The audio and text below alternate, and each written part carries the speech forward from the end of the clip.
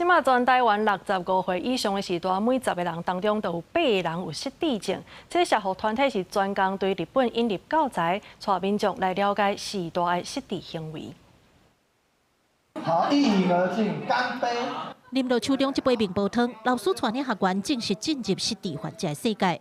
学员甲桌顶的卡片按照指示分好势，顶管写的拢是失智患者会遇到的状况，亲像记忆变歹、失去时间、空间的观念等等。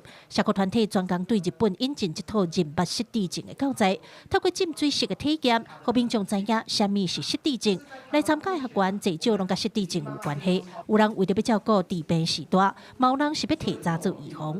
我们自己如果很早就意识到有这种状况的话，用平常心互相的才不会体验，然后不会互相排斥啊。像爸爸是帕金森氏症的失智患者，那我们也许可以用什么样的方式或是心情，可以去去照顾他，让他可以有比较好的一个感受。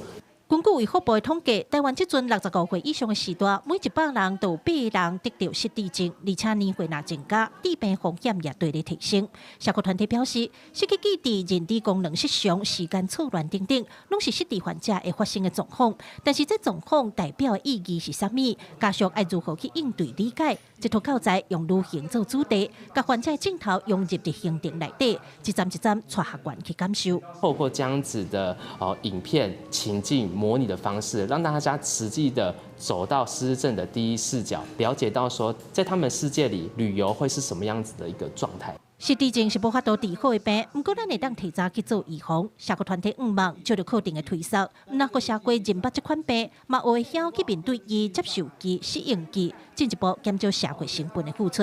记者柯家做邱朝阳、高雄采访报道。